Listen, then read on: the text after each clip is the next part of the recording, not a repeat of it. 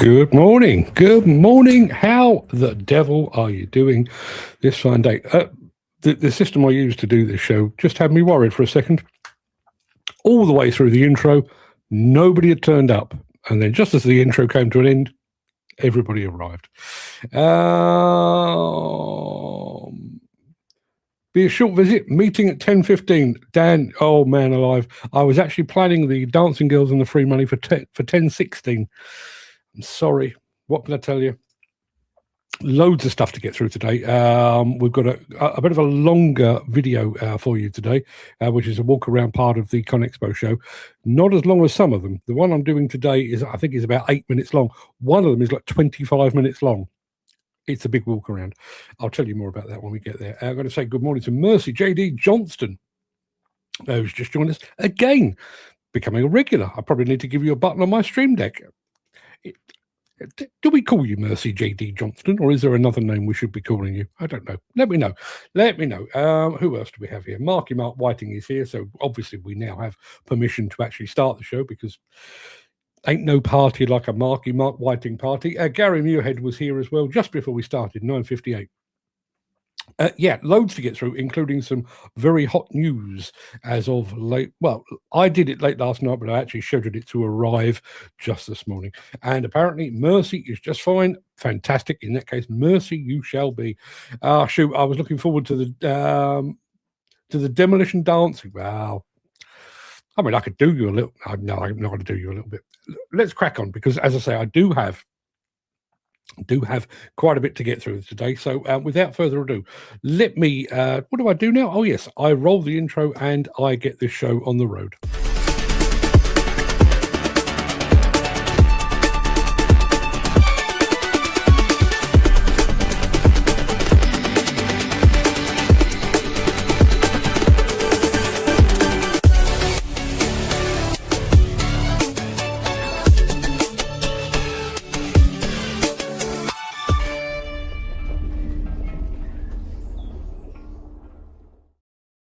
It is Tuesday, the 31st of March. March is all but over. Can you Adam and Eve it? Seems like January lasted forever. February we blinked and missed it, and all of a sudden March is over as well. Welcome one and all to the Breakfast Show. I am your host, Mark Anthony, the Walrus of Demolition, the Lord High Chancellor of live streaming, and the authentic voice of the global demolition industry. Talking about things that others dare not. You'll see. In today's show, JCB achieves a notable hydrogen first on site with a new Liebherr R9100. We actually brought you a kind of a behind the scenes of the R9100 yesterday. We've actually got it out on site today. We're taking a walk among the attachments at ConExpo 2026, and we're looking ahead to the SaMoTeR show with Wacker Neuson. Plus, in my morning monologue today, more than just an operator. And if you are sat behind the levers as we speak, this one's aimed specifically at you. You'll see when we get there. Excuse me. Chris Ford says, morning all, I'm nearly on time. You haven't missed much. I mean, frankly, you could arrive here at 11 o'clock and you wouldn't have missed much, but good of you to join us, Chris. Let me very quickly press your button, keep everything in good order. Before we make a start, let's have a smidgen of this.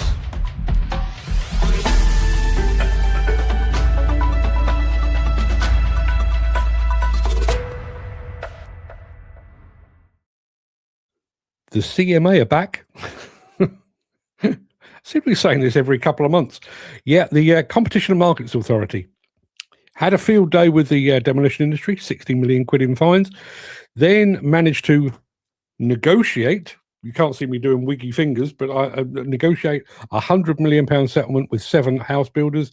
It's now turned its spotlight onto the waste industry. Yes, that's exactly what's happening. This is over on Demolition News if you want to know the full story.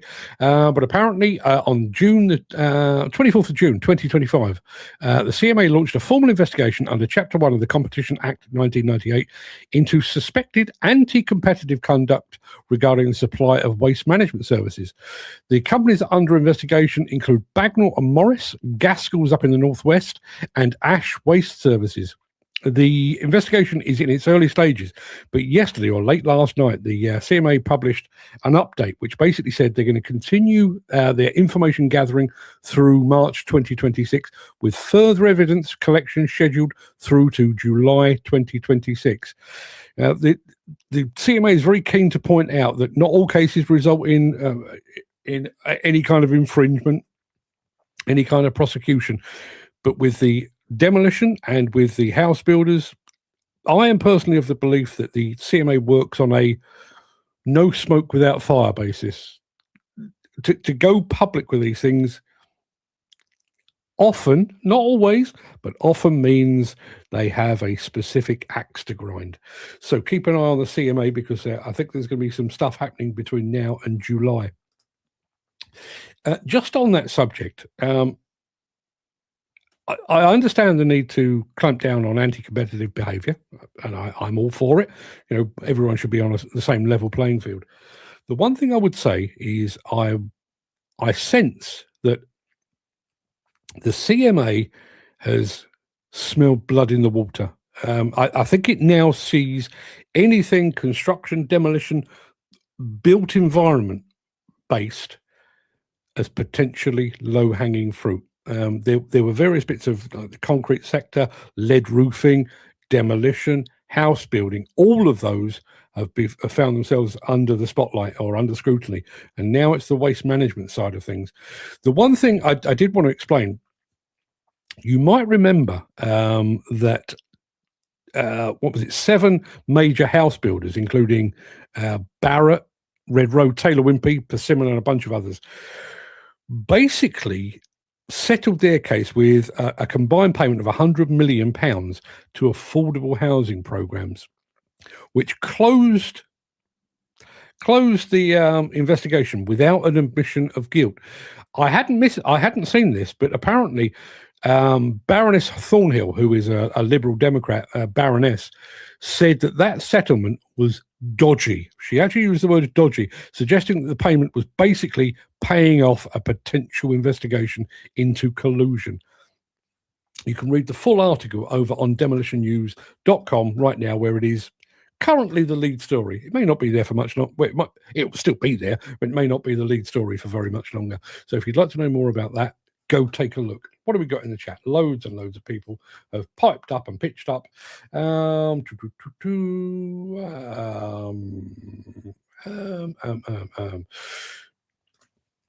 Can't wait to see your April Fool's headline, news or development. Do you know, I was thinking about that last night. I might. I actually, I don't know.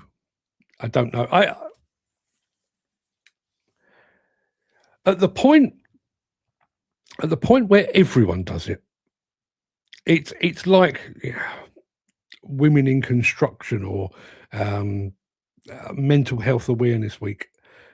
At the point where everyone does the same thing on the same day, it kind of loses its impact. I think if I were to drop in a spoof story the day before, like today, before April Fool's, or the day after, or sometime in the middle of July, it would have more impact. I know full well that you'll arrive tomorrow. I'll tell you a story, and you'll go, "Yeah, he's on a wind up." It doesn't. I don't know. I'll mull it over. Jim Turner's here as well. Morning, Jim. Wonder when they'll come knocking on the plant hirer's door. I've got to be honest, and I have some very good friends working plant hire. I think it's an important and often very, very good industry. I can't believe they haven't got round to them yet. I genuinely cannot believe they haven't got round to them yet. Peter McKenna's here. Peter, good morning. Facebook is goosed. It should have been years ago. Just updated, now can't see the comments. Well, listen, middle of the show yesterday, LinkedIn went down, Facebook today. Ken Hatcher is here. He has cloud. We've got, those days where you have like non-weather. It's not sunny, not particularly windy. It's a little bit cloudy. There's no rain. It's kind of, yeah. Morning, Paul. Peter, welcome to the dark side. Yeah, welcome to the dark side. You're loving all the good stuff you're doing over on the HGV drivers page. Yes, me too. Me too. There was a time, and Peter, I'd like you to take this as a compliment. There was a time when Peter first started his old HGV thing, where he was borrowing some of the stuff that I'd done and saying, "Oh, actually, that applies to the HGV," and he was borrowing it. He was very kind about it. He actually said, "Am I okay to yeah, of course you are. Knock yourself out." Got to be honest, the tables have turned. I'm kind of watching him thinking, "Oh, that's a point. Maybe I should be covering that as well." Well done, Mr. McKenna. Andy Dalvell sneaking in the back door. Mrs. And quietly whispering, morning, morning, morning, everyone, to the kids in the back of the class. Ah, yes, the rowdy kids at the back of the class. Peter McKenna says, government is soon going to introduce contingency plan for fuel. All emergency services, army, then road transport, then other industries, then general population. Oh, deep joy. You know what that means, don't you? That means that Facebook will be awash with people telling you which petrol stations have diesel and petrol and so on down the line, because that's going to be the way of the world. As soon as somebody says contingency plan for fuel, panic stations, because that's how we are. Dan says they would have a field day with the plant hire companies. Listen, I'm not one to cast aspersions, but it feels like, having done house building, having done demolition, having done lead roofing, having now started on waste, you kind of think that's the way we're headed. There's somewhere in the CMA, there's a post-it note that says plant hire ? I reckon they'll get around to it sooner or later. Anyway, we've done all of that. Let's have a little bit of Caterpillar, because, well, loads to show you today. Let's have a bit of this.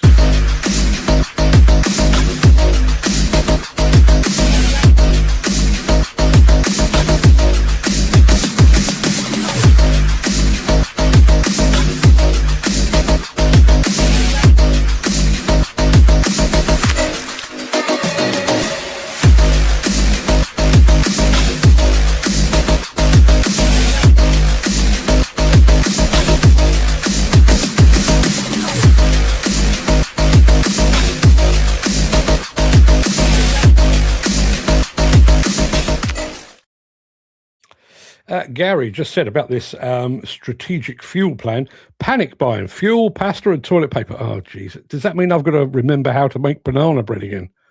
Is that where we're headed? I've got to get me a sourdough starter. Oh, do you remember? Such heady days. Such heady days. I miss them. I've got to be honest. If there were some way of having a lockdown without the medical and death side effects, I'd be up for that. I'd absolutely be up for that. All-Terrain Max just joined us over on Instagram as well. Peter says, music finished too early. I was just getting into the groove. Well, we've got more music to come. Don't you worry about it. So, I'm going to play you a video now. I'd like you to remember where you are today. It is Tuesday, the 31st of March. And the video I'm about to show you, possibly, I'm not promising, but possibly at some point in the future, historians will look back and say, there you go, that was the starting point. That was the beginning. Remember it. 31st of March, 2026, 10:14 in the morning, hydrogen officially arrived. The technology behind this JCB generator is the 448 engine. The 448 engine is an existing diesel platform at JCB. However, this 448 engine is designed to work on hydrogen. The engineers at JCB have worked very hard to ensure that this engine performs exactly the same as the diesel equivalent, the same power, the same torque, the same efficiency as the existing diesel engine. Refueling of the JCB generator is very simple. There is no onboard hydrogen tank on the machine. This machine can be fueled with MCP packs or tube trailers that are positioned near to the generator, dependent on the load and the time that the generator is going to be used for, and that can provide power to the machine. The hydrogen fuel supply is in infancy in the UK, but there are more fueling stations and more production facilities coming on board every year. The 55 kilowatt engine that is in the JCB generator can also go in our construction loaders, our construction backhoe loaders. Therefore, it's scalable both up and down our range. This sale is so significant to JCB. After 5 years of development and £100 million in investment, to have a pioneer customer such as Dawson to have this deployed in the UK is a real step forward for us. To be the first in the world to purchase a machine means everything to our business.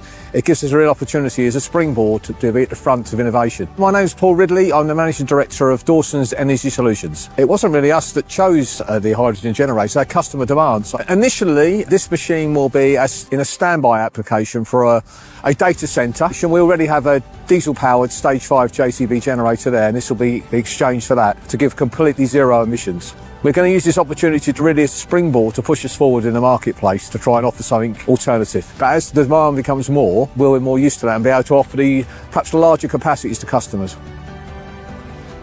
The message that this deployment sends to the wider construction industry is hydrogen is here and it is working.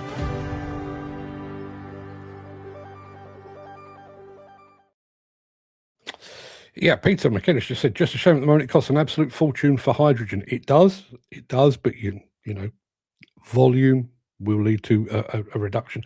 I do wonder if that is actually the beginning. I know JCB and Hyundai and Liebherr have hinted at mobile equipment, excuse me, mobile equipment that is fueled by hydrogen. But the fact that Dawson Group has actually put its hand in its pocket and invested in that, I realise it's in a standby application, which, you know, is not placing too much demand on it. But if it's for a data centre, you would expect them to expect it to work. So it's a step in the right direction. According to Peter, hydrogen is £10 to £15 per kilo, 3 to 4 times more expensive than diesel. You'd have to think it's going to come down, though. JCB seem to be going all in on the investment and development of the hydrogen future, not bothering too much on electric. They're still doing their electric machines, but I do think, you know, we talk about this all the time whenever we talk about future fuels. The JCB range from its, you know, its micro to its mini to its midi excavators can certainly see them being electric for the foreseeable future. But don't let's forget, you know, from 15 tons upwards, JCB have got a lot of equipment that they need to fuel. And as I've said in the past, just because you can electrify it doesn't mean you necessarily should. So interesting to see that as a development. Ken Hatcher says, has hydrogen gone up like diesel? I don't know. I'd like to think it's starting to come down, and maybe the two will meet at some point, thanks to Mr. Trump. Jim Turner says, if I ran the country, we would never pay wind turbine owners not to generate power. There'd be small hydrogen production plants to use the excess electric as and when it's available. Really do think he should be in charge of all this stuff. And we've got this. Road Transport, says Peter, is pushing electric vehicles with hydrogen as a back foot. Interesting, because I wouldn't necessarily say that we're the other way round, but I do think that because of our generally conservative nature, I think this industry, construction, demolition, is kind of reluctant on electric and is sort of using the promise of hydrogen as an excuse not to commit to electric. I do get that as a real feeling. Well, you know, we could go electric, but, you know, is it worth it? Is it worth all that additional investment when, you know, in 5 years' time or 10 years' time, everything will be hydrogen anyway? I do think it's used as a bit of a stopgap. So watch this space anyway. Still loads to get through. So let me crack on with a smidgen of this. If you are enjoying this episode, please consider supporting the show. You can leave us a tip at buymeacoffee.com/demolition news. Peter rightly says the only thing is the infrastructure for both EV and hydrogen isn't in place. No, and it's not going to be in place for quite some time. Whether it will be here in time for 2050 and the proposed switchover, it's looking increasingly unlikely to me, but that's just me being the professional cynic that I am. If you were here yesterday, you will recall that we brought you some details of the new Generation 8 R9100 from the mighty Liebherr. Well, we've got another film this time. Still the R9100, but it's out on site doing its thing. with some customer reaction as well. Sit back and enjoy. Compared to others, it's like a Mercedes-Benz in the class of heavy equipment. The R9100 Generation 8 will replace the R9100 Generation 6. By introducing the R9100 G8 and these new electronics, we are able to control what we call the LPE, or Liebherr Power Efficiency.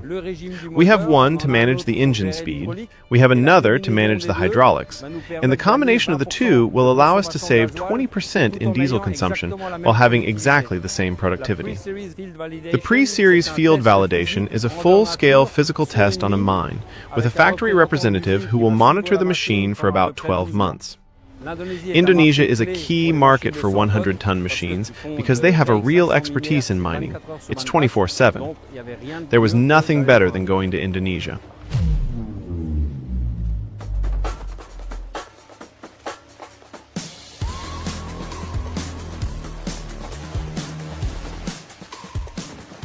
There are 3 KPIs for Liebherr.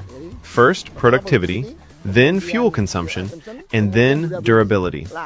With Liebherr, all 3 of those are very good. The power is quite strong in this Liebherr. The IO Mine solutions make the G8 much more productive. There is a difference, especially in the latest G8. It's more precise, responsive, and smoother than the G6. We use the IO Mine technology, mainly the bucket filling assistant. It is very helpful in our operations here.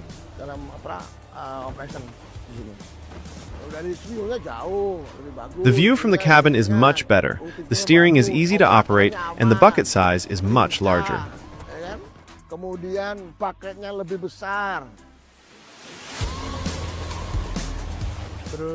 In the new generation, there is double sealing for the travel drive. The expected lifespan is more than 12,000 hours for operation. The travel drive has been improved. It's the same model as the previous one, except that the cavity that was previously filled with oil in an expansion tank has been replaced with grease, and therefore we have lubrication that is now lifetime. We have a new Liebherr engine, the D9512, but with a Liebherr injection system this time. We relocated the grease chamber to a place that is more practical for all maintenance, while increasing its volume, which allows us to have at least 250 hours of real autonomy. This allows us to align everything like engine oil change intervals, replacement of air filters, etc. Perfection. Because of fuel efficiency, fuel consumption, a higher cabin design, and easier access for maintenance, of course. Sharing or even transferring knowledge for maintenance is quite easy. They also provide excellent factory support.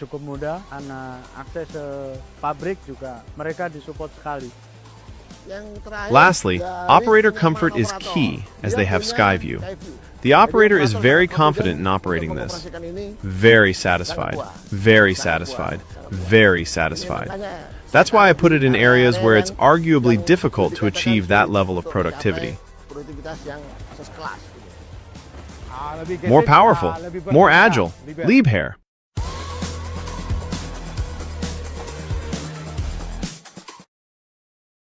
Well, he seems to be a fan. Jim Turner says, with the oil shortage, let me finish what Jim said, and then I've got my own thoughts on this. With the oil shortage, they'll use it as a lever towards electric and hydrogen. I actually wonder if the ongoing issues with the Strait of Hormuz and stuff is going to create a push and a pull.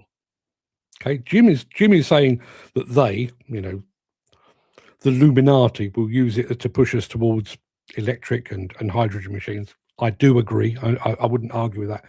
But I also wonder if there are now contractors and plant hirers looking at the whole Iran conflict, Strait of Hormuz, oil shortages, possibly emergency measures when it comes to fuel, and thinking, I am no longer willing to be held hostage to oil. Now is the time to make the switch. I wonder, as I say, I think Jim is right. I think there is going to be a push from government and from environmentalists to go down that line. But I also wonder if there's going to be a pull from the market to say, we can't sensibly operate not just with shortages of fuel, but with the fact that, I mean, Gary said yesterday, I think he said that diesel locally to him had gone up 10p over the course of a weekend. You know, if you're pricing jobs months and possibly even years in advance, factoring in fuel, and because Mr. Trump decides, I'm a bit bored today, I'm going to bomb Iran, all of a sudden, all of your calculations go out the window. I wonder if we might actually see the point where the industry goes, no, not anymore. No, we're going to go and do something else. Ken Hatcher saying, yes, he did like it. Dan, speaking of fuel, there's a garage in Plymouth that has to wait 2 days for a delivery of diesel. And man, seen some frustrated drivers. I bet you have. See one guy pulling in, didn't see the yellow sign, no diesel, got out, walked around the van, opened the cap, fuel cap to turn around, no diesel. Man, he left pissed, as you would. I've sent you an interesting video to watch later about cars. Thanks, Ken. Is that on WhatsApp? I guess it probably is, or Messenger. I know you're a Messenger fan. I'll look out for that. We're going to ConExpo. Speaking of Ken, he was there. He will know. We're going to ConExpo in just a moment after this. Since the finance bill came into effect in April, the construction industry has seen a surge of fuel thefts. The rising cost of living has placed an additional risk of theft by employees and contractors, as well as opportunistic thieves. By using diesel dye and placing warnings of its use, you are sending a clear message that this is your fuel.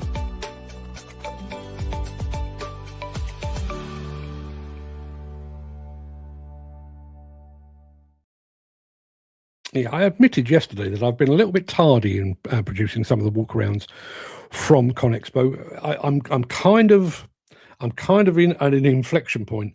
I want to wrap up ConExpo before it fades entirely from memory, but I also need to start SaMoTeR while it's still coming. That's my excuses done with. Anyway, sat down yesterday and I actually put together not one, but two of my ConExpo walkarounds.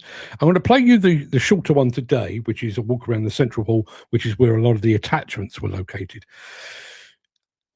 Tomorrow, I'll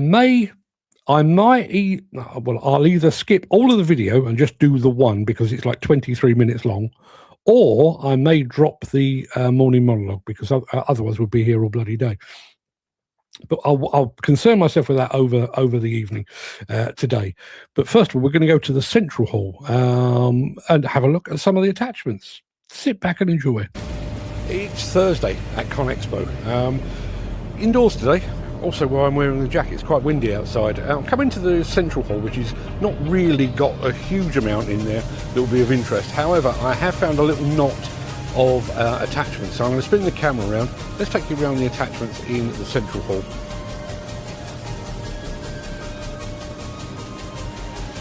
I'm going to start with a Carder.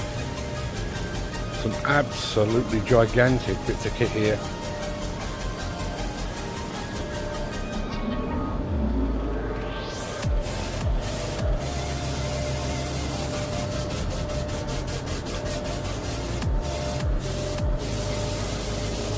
And the biggest of them all, TSWD 1400V.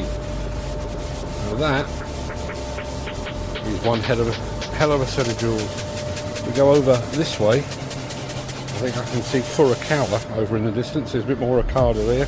Some of their breakers. We'll swing back around and do a few more attachments in a moment. I'm going to take you down to Furukawa rock drills, which you can see in the distance there.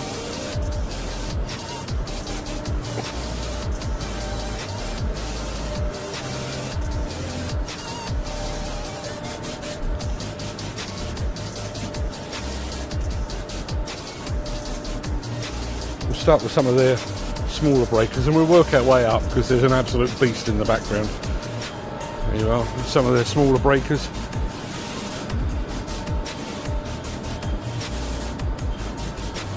We spin back around, the breakers get bigger and bigger as we go.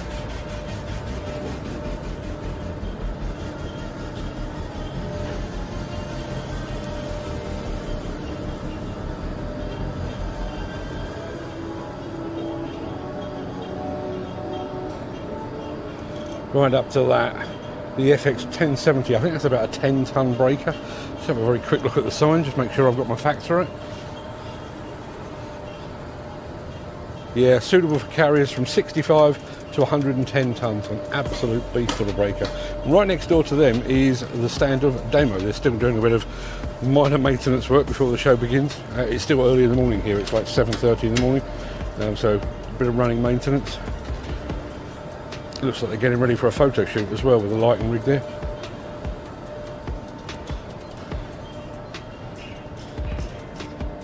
Through Demo over to MSB. Not a name I'm particularly familiar with, but some nice looking attachments nonetheless. Big breakers. Through to the proper demolition attachments as well.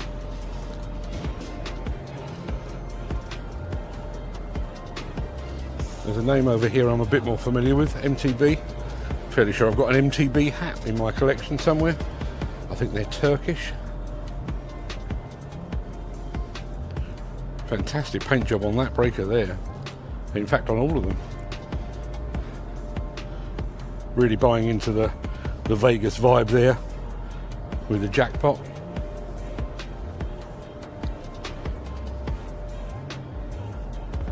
Through their demolition attachments, their plates, augers, more breakers, grab, and another breaker still. If I spin round here to the right, and right again, brings us to Genesis, another of the giants of the demolition world.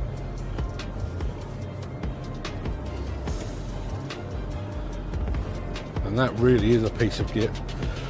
GDT 890, an absolute beast.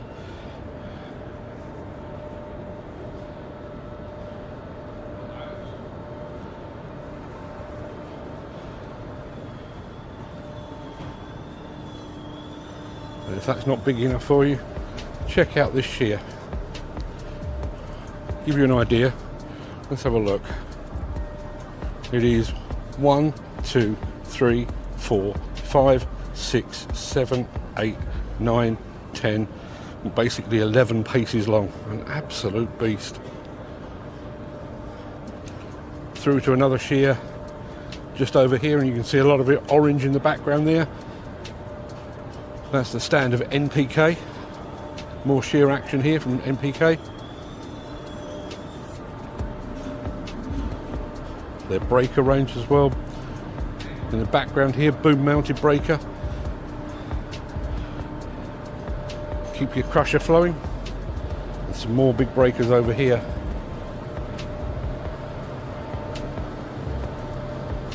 The GH50, monstrous hammer. And since we're talking about hammers, if we turn right in just a moment, we should find the stand of one of the biggest names in hydraulic breakers and attachments as well, and that's Rammer. You can probably see the red sign in the background there. Let's whiz round there.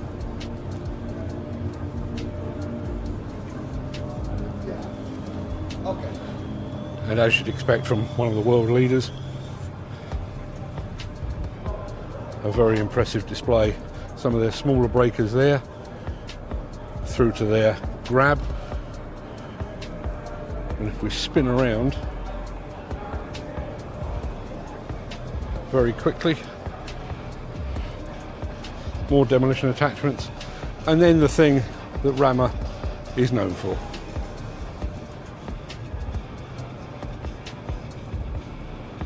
The 9033. And then just to round off that part of the display,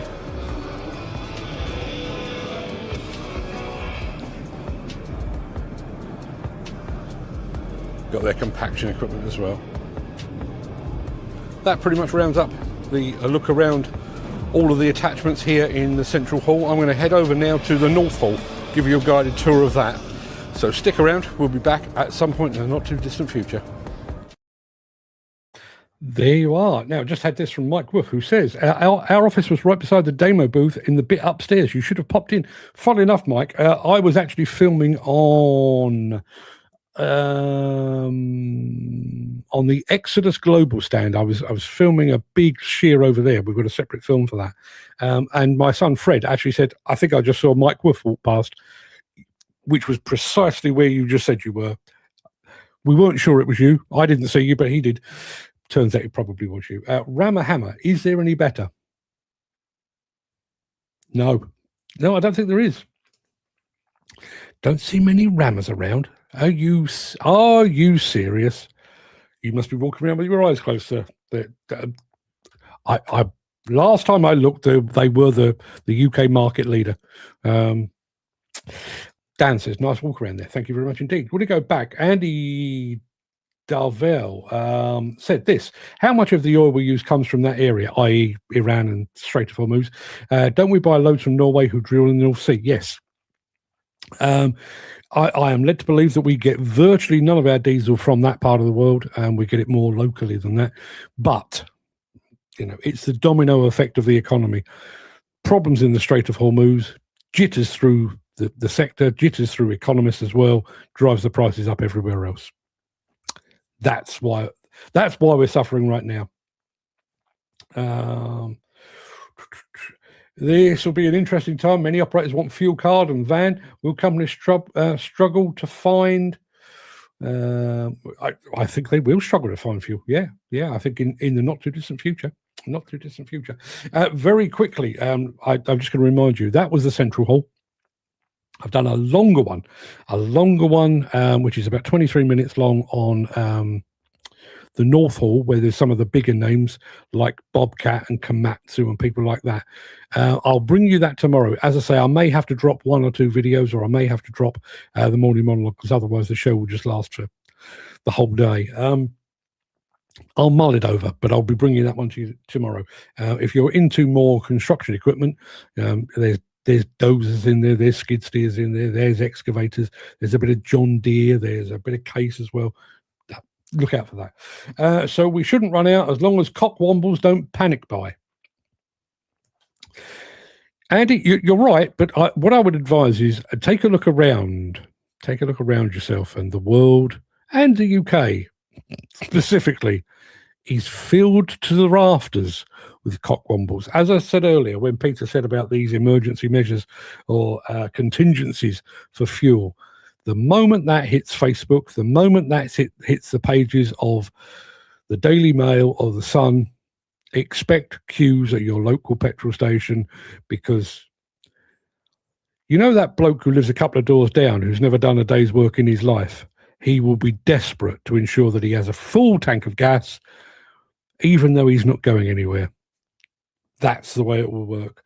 Jim Turner says, as I said the other day, it's not a real war. It's just a money-making war for those who knew when it was going to start.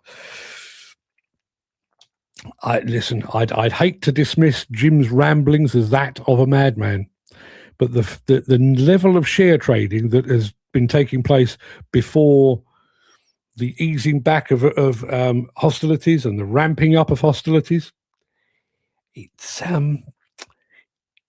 it does look sketchy. It really does. Mike Wolf says, drilling in the North Sea won't solve the fuel shortages. It take way too long for the oil to come. Grangemouth refinery is closing. There you are. We're all in the brown and sticky, people. All Terrain Manx over on Instagram have just said, well said, Jim. Tune in every day and you'll hear that Jim always says good things. I don't necessarily agree with all that he says, but I agree with most of it. We've got one more film to bring you. We've done an exhibition that is just over. We're going to go and concentrate on an exhibition that will soon be starting. Back after this.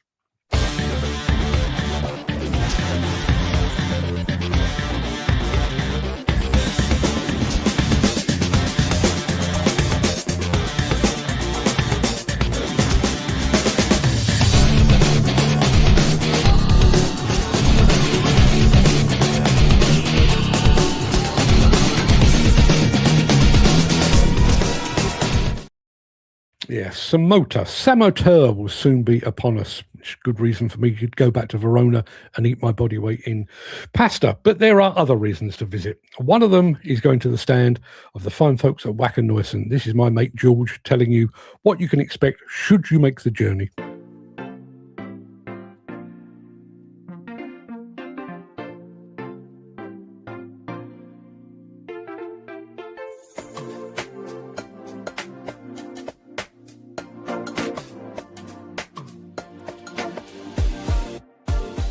So the biggest machine that we bring on the stand will be the new dumper DV125 dual view.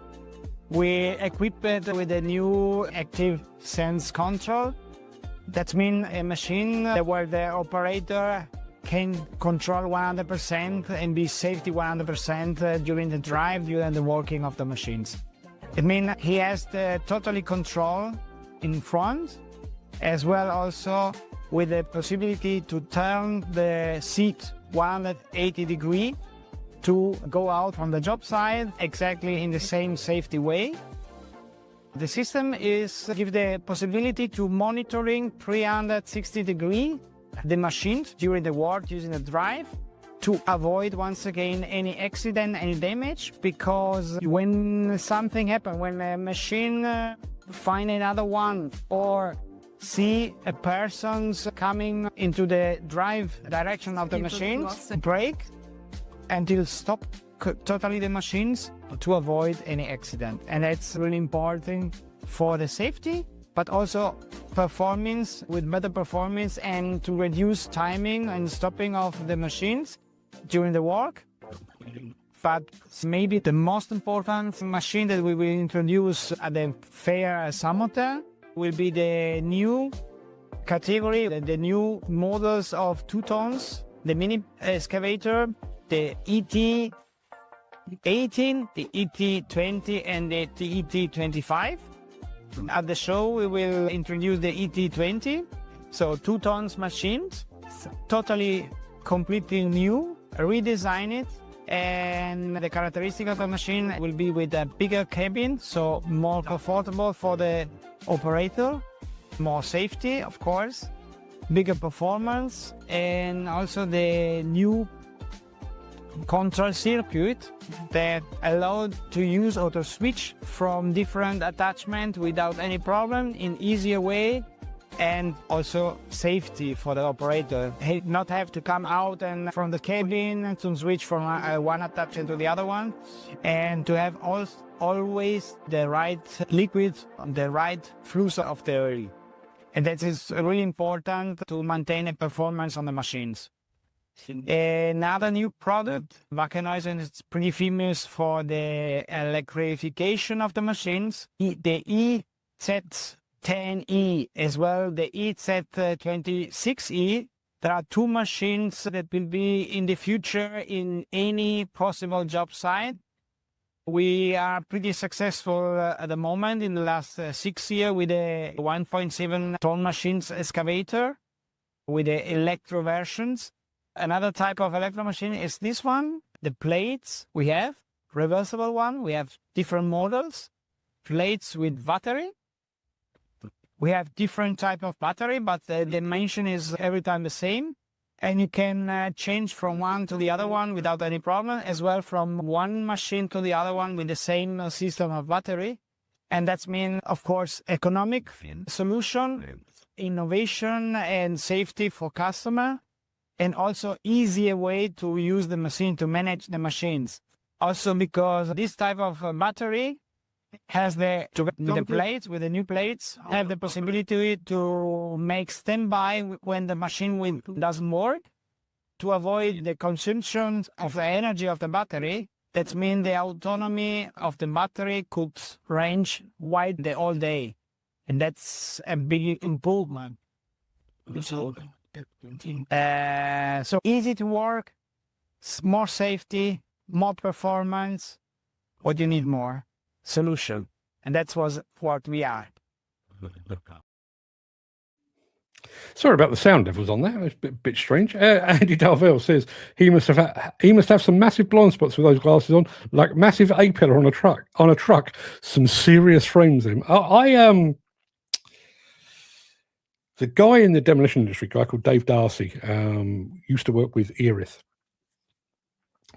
He invited me along to an awards dinner once. I think it was like a ROSPA, so Health and Safety Awards, and I attended one night. And I just started wearing glasses, not glasses because I needed to see, glasses because I thought they looked cool. And I had a pair that I'd seen Ray Winston wearing a pair and thought, that'll do. So I bought a pair of these glasses, and I arrived thinking I looked dead cool. And Dave Darcy said, "Those are some bastard glasses." He was right. They really were. Jim Turner, going back to the current business over in Iran. Word is it'll be sorted by the end of April, so look out for more activity just before then. Yeah, Mr. Trump and his inner circle are currently planning their next big grift as we speak. That pretty much wraps up the main part of this morning's show. I'm going to roll the outro in just a second before leaping over into my morning monologue. Gazelle-like, because that's how I go about things. If you can't stick around for that, please stay safe, look after yourself, your family, your friends and your colleagues. Hope to see you again very soon. Tomorrow will be good because you can get a good walk around the North Hall of ConExpo. But if you do have the time and the inclination, I'll be back in just a moment as soon as this has done its thing.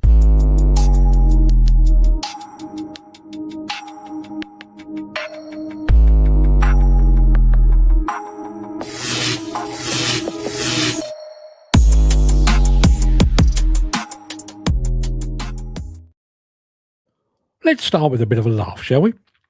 Have a look at your latest contract of employment or that dusty job description taped to the site office wall. It probably says something charmingly quaint like plant operator or 360 driver. It implies a rather simple existence. You climb into your cab, you pull some levers, you move some muck from point A to point B, and you go home. Lovely little fantasy, isn't it? It's the kind of thing a Tier 1 contractor's marketing department dreams up when they want to put a hero of the industry photo on LinkedIn. The reality, as any of you currently sat in a vibrating seat for 10 hours a day knows, is that the term operator is, at best, a gross understatement and, at worst, a monumental lie. It's a linguistic con job designed to keep your hourly rate neatly tucked under the skilled manual bracket, while you're actually performing the roles of a flight engineer, a diplomat, a nursemaid, and a data scientist. In the eyes of the office, your machine is a magical beast that survives on hope. It stays upright by sheer force of will, and it could be driven by a monkey. But we know the truth. Before your first cup of tea has even hit your system, you're the lead technician.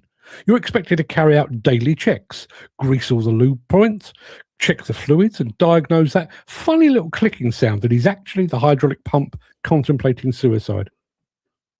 When the machine throws a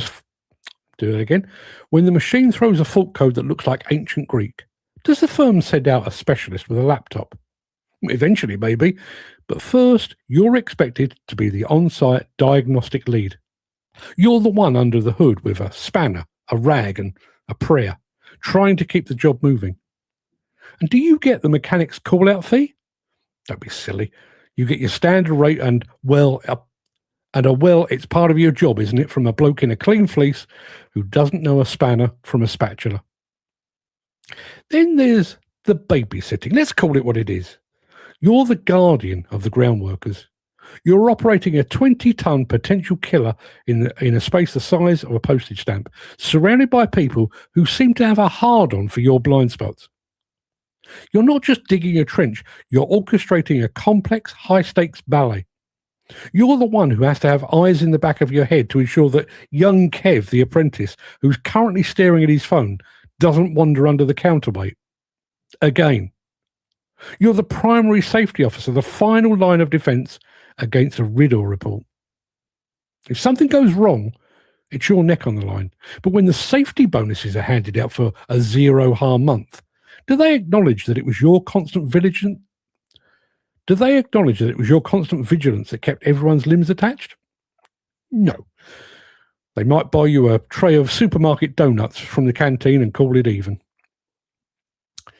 Let's talk about tech. Remember when a digger just had a bucket? Yeah, those days are gone. Now you're expected to be a systems administrator. You've got GPS screens flickering in the cab, 3D machine control systems telling you exactly where the tooth of the bucket is to the millimetre, and site plans that update in real time via the cloud when you're not even looking. You're literally a data processor. You're reacting to live engineering changes beamed from a head office 3 counties away, managed by a graduate who's never set foot on a site in his life. You've had to teach yourself how to calibrate these systems, how to troubleshoot the signal, and how to interpret digital models. It's high-level technical work. In any other industry, having GPS systems management on your CV would get you a desk and a salary with multiple zeros. In demolition construction, it just means you don't have to get out the cab to check the levels quite so often. And this is perhaps the most cynical part of the industry's exploitation. We finally realised that as an industry, mental health matters, which is great. But instead of hiring actual professionals or reducing the crushing pressure of site deadlines, the industry has looked at the machine operator and thought, captive audience. You're the conduit. You're the one who workers talk to because you're the steady hand on site. You're the first aider when someone slices a finger, and increasingly, you're the mental health first aider when someone's life is falling apart. You're the shoulder to cry on, the listener, the one who notices when a colleague isn't himself.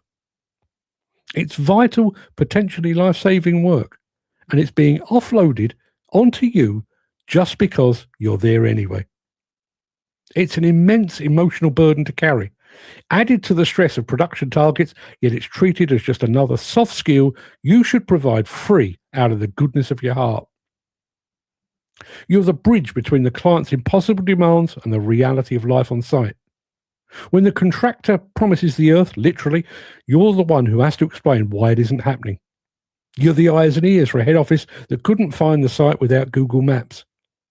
You provide the intelligence, the progress reports, and the site vibe checks that keep the project managers from looking like idiots in front of the client. You are effectively an assistant site manager who just happens to be sat in a machine. You manage the workflow, choreograph your fellow operators, you mentor the apprentices, and you ensure the quality of the finish. You're the most important person on that site. So why do you do it? Why do you accept being the mechanic, the safety lead, the IT consultant, the therapist, and the diplomat just for the price of being an operator? It's because the industry knows you're proud. They know that when you finish a grade, it's perfect. They know you care about the machine more than the hire company does. They rely on your professionalism to fill the gaps in their own management. They've commoditized your can-do attitude and turned it into their profit margin. The next time you're sat in that cab, look around at all the roles you're playing. You're a one-person department of works. And the best part? When the job is finished ahead of schedule and under budget, the suits will pat each other on the back in a boardroom and talk about their strategic oversight. You aren't just a digger driver. You're the most undervalued multi-instrumentalist in the business. But never mind that. You need to get back to work. That GPS isn't going to calibrate itself. And young Kev looks like he's about to fall into the trench again. There you are. My thought for the day. Let's go over to the chat, see what we've got over there. The people profiting at Trump's level is just loose change compared to those at the top of the tree. Quite possibly. Yeah, quite possibly.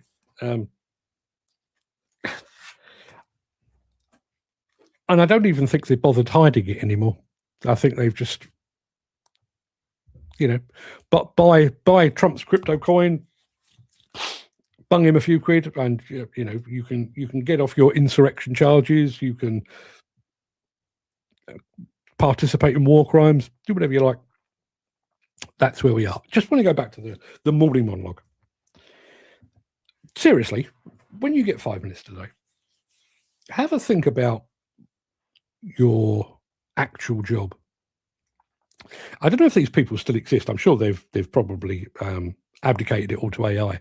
But we used to have things in business called time and motion studies, where somebody with a checkbook, with a, what do they call them? Not a flip chart. Yeah, maybe a flip chart. I mean, somebody with a flip chart. It doesn't feel right. I'm sure there's another clipboard. Clipboard. That's the word I was looking for. Someone with a clipboard will stand and watch what's going on in an office, on a site, whatever it might be, and they will then pontificate on the fact that this process is inefficient, this process could be improved, that this is taking too long, and so on down the line. Imagine if somebody did a time and motion study on your job. As I say, it says possibly on your passport, possibly on your CV, should you have such a thing, possibly on your competence card, that you are a 360 excavator operator. How much of your time is spent actually doing that? That thing where you dig holes or you knock down buildings.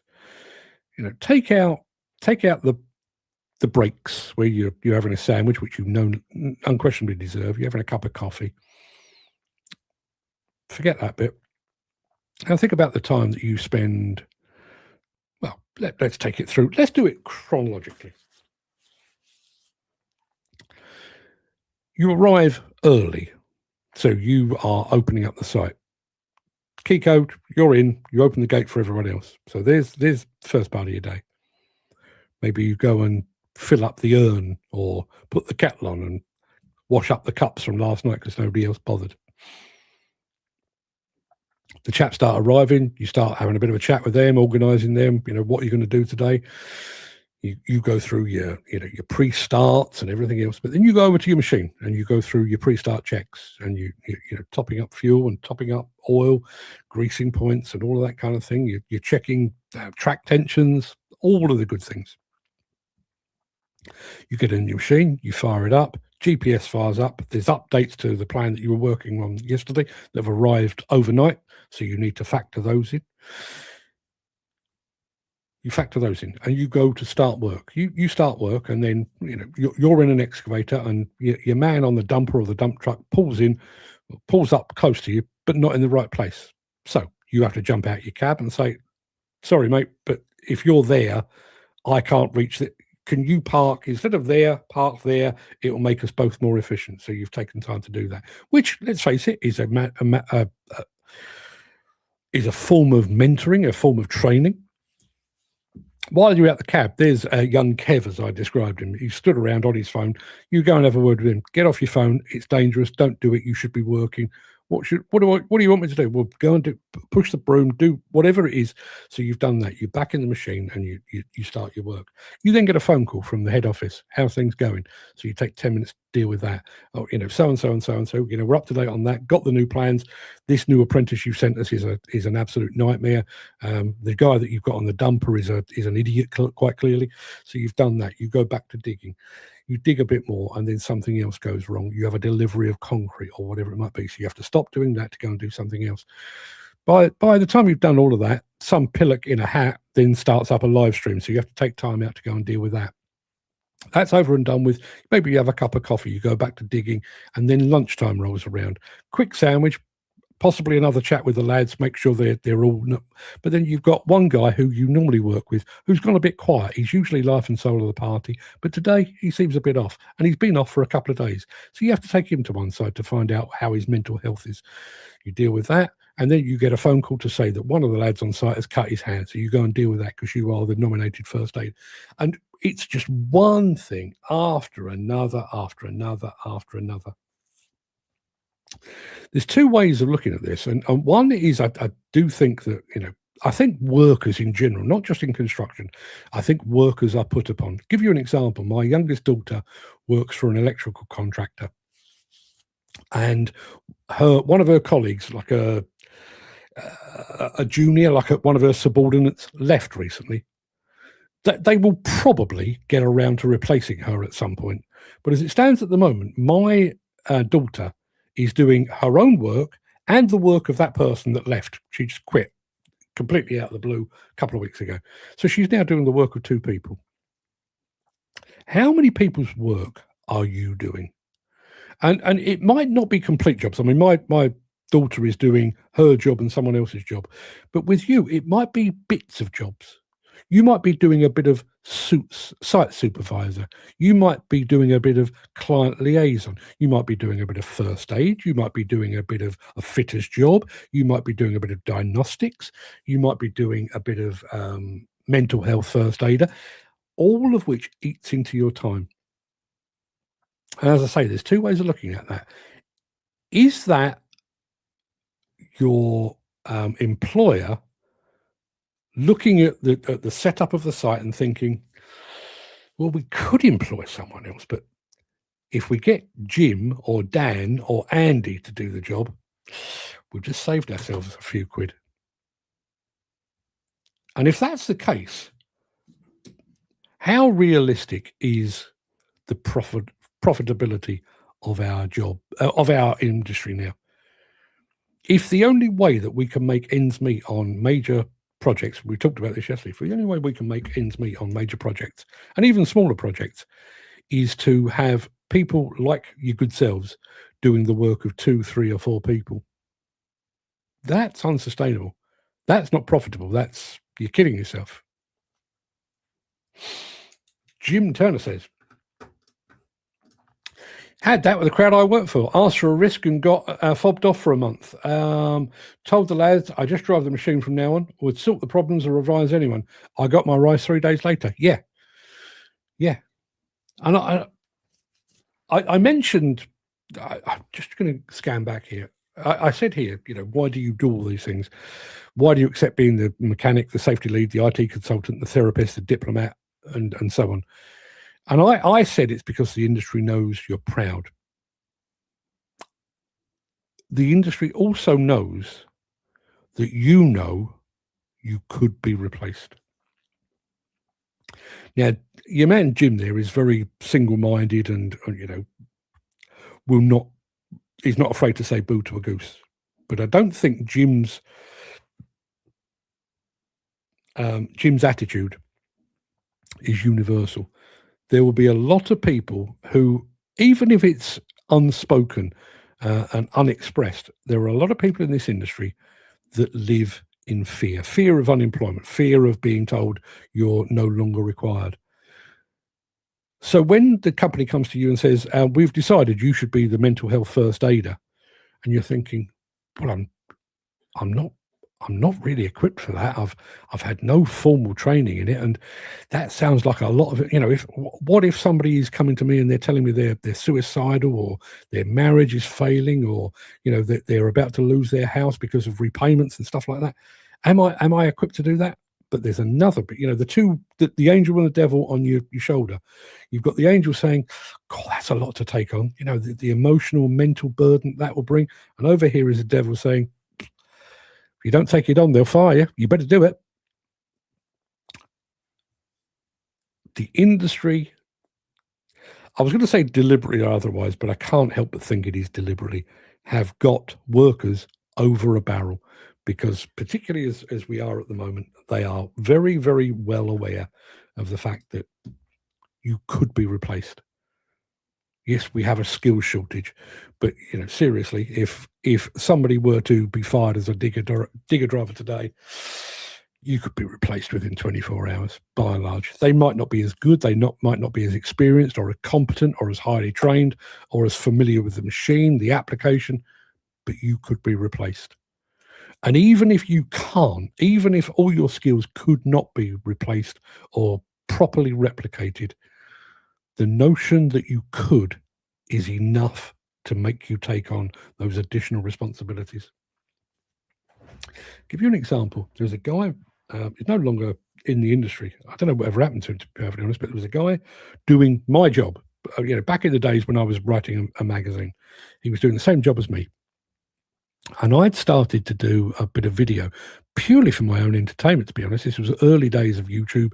No one was looking at it. No one was particularly interested in what I was doing, long before live streaming was a thing. But if I was going to see a new excavator, skid steer, wheel loader or whatever, I was taking a little pocket video camera with me, sometimes my phone, and I'd film it. put it up online. Well, that started to gain traction. All of a sudden, while previously my videos had been seen by nobody, all of a sudden people started to watch and started to share and started to take interest. So my opposite number on a rival magazine was called into the office one day and said, we've purchased a new video camera. Henceforth, when you go to press conferences, exhibitions, out on site, you are to take the video with you, and you come back and do what that Mark Anthony bloke is doing. You'll sit down and you'll write your article, but you'll also edit a video to go with it. And the guy in question, who a bit like Jim, said, "Am I going to be paid for this?" No. You can do it as part of your normal job. Am I going to get sort of additional training to do this? No. You learn how to do video editing in your spare time. And in fairness to the guy, he took the camera and just went, no thanks, just handed it back, and never did it. Here in this part of the industry, we expect you to be a mental health first aider. Reluctantly, all right then. Don't get me wrong, there are people, Nigel Williams being one of them, who have grasped that and have made it part of their job and seem to thrive on that. But I think that was more because it was his choice rather than it was foisted upon him. What do we got here? Dan says, had to repair a hose leak the other day as the fitter couldn't come in. Sorted and fitter coming tomorrow. Of course, they have us over a barrel with our pants down. They don't care about you. They only care about their profits. Yeah. I realise this is kind of a tangential jump. You've been to one of your local supermarkets recently. We've got a Sainsbury's local and a Co-op within walking distance of where I'm sat right now, both of which in the past couple of years have invested in these self-checkouts. So where we had, I think the Co-op used to have 3 checkouts. I think Sainsbury's had 4. It's a bit bigger, had 4. We've now got 1 checkout, an actual person at the checkout, who generally isn't, by the way, at the checkout, and then you've got these self-checkout stations. So they've reduced the number of workers, but they've not reduced the level of work. You think about my local Co-op. The guy that used to be behind the counter isn't anymore. His job is to be constantly stacking the shelves with fresh bread, sandwiches, apples, oranges, bottles of booze, and all that kind of stuff.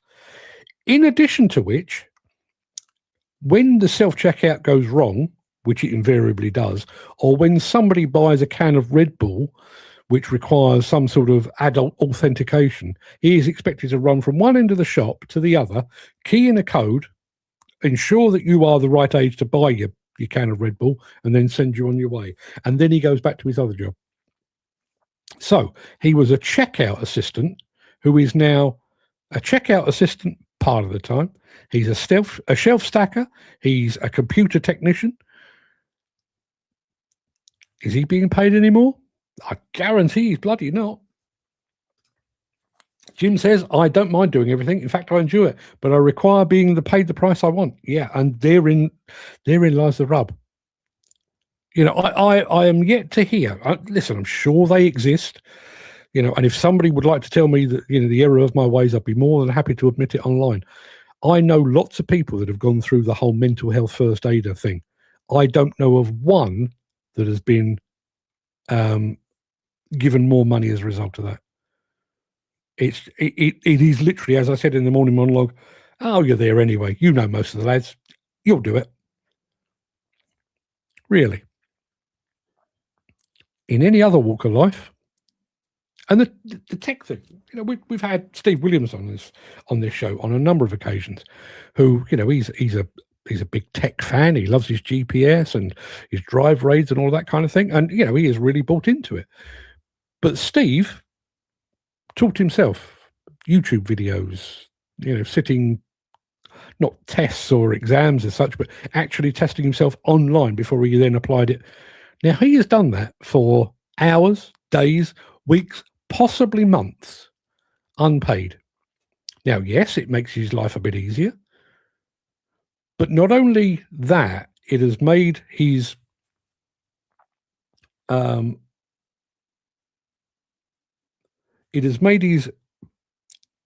employer more profitable. And not only that, not only has he taught himself, he is now expected and required to teach those around him. Steve, if you're listening, are you being paid more for that? My guess is probably not. I love watching it. I love watching it do like to explain. I love watching it do like to explain to people what they need to do. But again, Dan, I know this has been a frustration for you in the past. You know, when you're setting up to trench or probably load a truck. Let's talk about loading a truck or loading a fleet of trucks. Maybe you set yourself up on a raised platform, a bank or something like that, and you know precisely where the dumper or the dump truck needs to pull in, so that you're only swinging through 90 degrees rather than 180. You're not reaching over anything. The truck that's coming in can literally come in, back up, and then go straight off again. You know, it's reducing wear on the whole road. It's making them nice and efficient, saving fuel. It's making your job nice and easy. You know all of that. In an ideal world, the person driving the dumper or driving the dump truck would also understand that. But how often do you find yourself sat behind the levers of an excavator and you want to load there and your man has decided to park over here? So rather than 90 degrees, you're now rotating through 160 degrees. And rather than be able to come in and then back up, he's having to back up, pull forward a bit, back up a bit more, pull forward, and then back up. So he's doing a 5-point turn to be in the right place where you need him to be, just because he doesn't have the experience.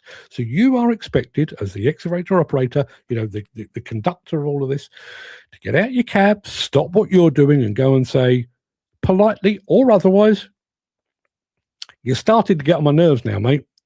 Would you please, for the love of God, do as I tell you, to park there. Not there, not there, there. That's where I need to load you." And you're taking time to do that.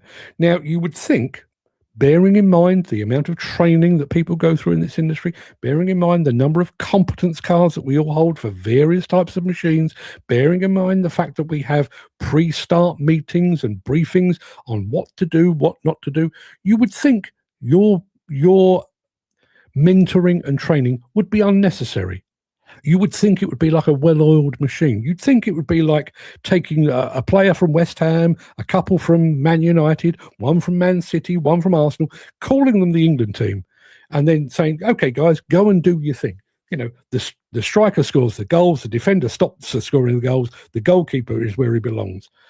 And yet, in this industry, we assemble a team, and they all go off in different fucking directions, like they've never done the job in their life. And it requires the captain, you guys, to pull them together and say, "Before I bury you all, would you please do this job properly?" And all the time you're doing this, so all the time you're all the time you're dealing with first aid, mental health first aid, the care and maintenance of the machine, the choreographing of the site, dealing with customer calls, you're not doing the job for which you're actually being paid. And in all likelihood, you'll get a phone call to say, "Just looked at the latest report. We seem to be quite a long way behind. What are you playing at?" Well, I'll tell you what I'm playing at. I'm teaching the rest of these fucking idiots how to do their job. You know, how dare you tell me that I'm behind on production levels when you have given me a team of complete pilchards?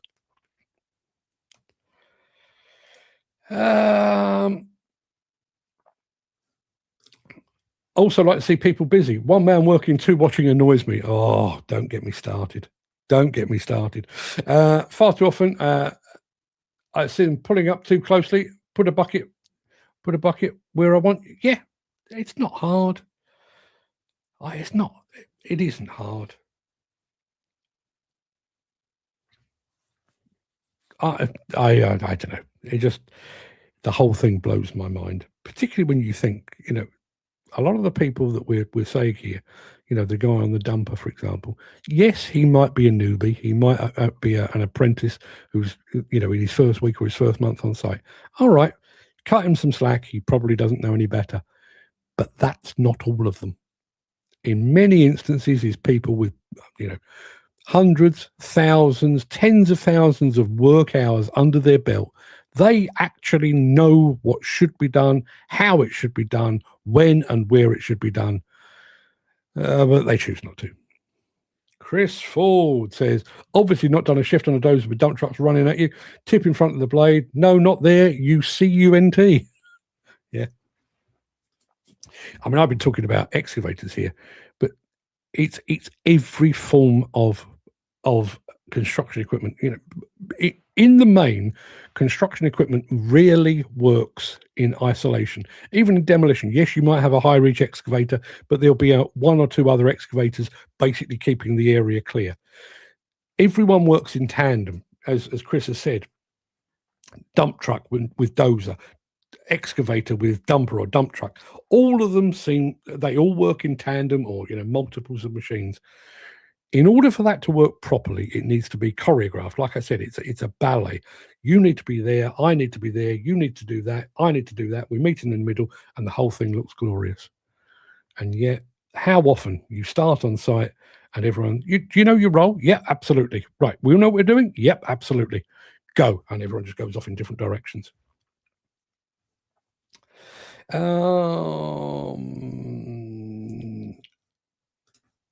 Dan says, a newbie still won't listen.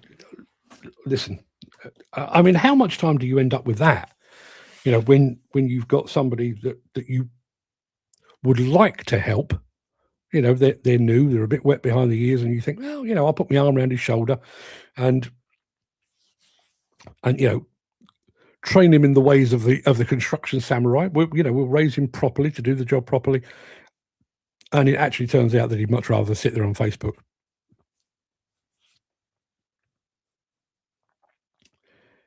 That pisses me off.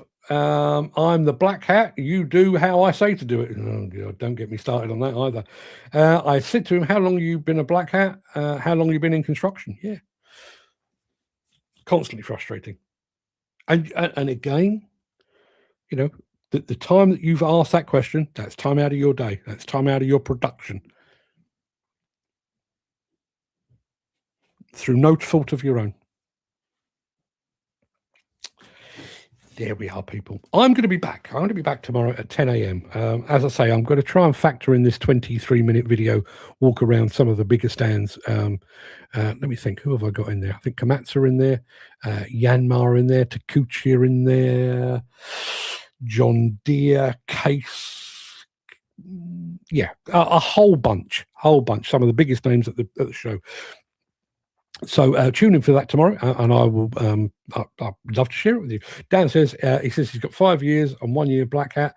I know it all. Said you're an imbecile. No clue what you know. Yeah. And that conversation is happening up and down the country, literally as we speak. I'm going to be back 10 a.m. tomorrow for yet more of the same. Thank you for your time. Thank you for your input. Thank you for your constant support. I'll see you on the morrow once I've played.